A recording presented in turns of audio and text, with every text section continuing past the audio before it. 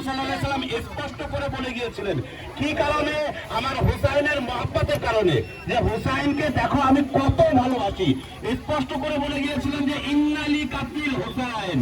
এই হুসাইনের সেই কতলের ঘটনা হারারাতু ফি কুলুবিল মুমিনিন, মুমিনদের হৃদয়ে এমন উত্তাপ সৃষ্টি করবে লান তাদিল্লু আবাদা, যা কখনোই প্রশমিত হবে না। হ্যাঁ, হুসাইনের এই সেই ভালোবাসা যদি আমরা দেখতে চাই, তাহলে আমাদের এই পদযাত্রায় হুসাইনের ভালোবাসা, অর্থাৎ রাসূল আকরাম সাল্লাল্লাহু আলাইহি সাল্লাম হুসাইনকে যা ভালোবাসতেন, সেই ভালোবাসা যদি দেখতে চাই, তাহলে আমাদের এই পদযাত্রাকে দেখতে হবে। যে রাসূলের ওই কথা যা 1400 বছর আগে বলে গিয়েছেন, তা আজকে এই পদযাত্রায় 40 পদযাত্রায় 40 জুলুসে অংশগ্রহণ করার মাধ্যমে আজকে কিছু মুমিন ভাইরা সেটা বাস্তবায়িত করছে। আমি আমাদের যেহেতু এখানে তাবুত চলে এসেছে, আমাদের মুমিন ভাইদের বলবো, মুমিন ভাইদের রিকোয়েস্ট করে বলবো, তারা সকলে যেন তাবুতের পিছনে অংশগ্রহণ করে, তাবুতের পিছনে অংশগ্রহণ করে তারা মাতমে মজলিস করে। আল্লাহ তাআলার সেই কুদরত, সেটা হোসেন আলাইহিস সালাম 61 হিজরিতে বা 61 হিজরিতে কারবালার ময়দানে প্রমাণ করে দিয়েছে।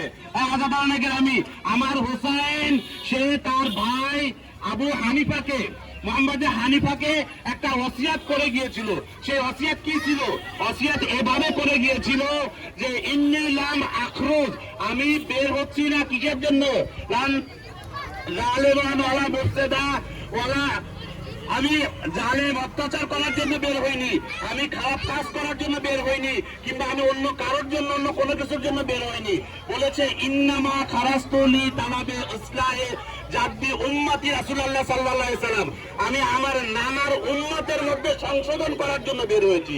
আসলে আমি আপনাদের কাছে প্রশ্ন করব, এই 50 বছরে এমন কি ঘটনা ঘটেছিল যে নানার উম্মতের মধ্যে সংশোধন করার জন্য নানা সেই লাল বের হয়েছিল?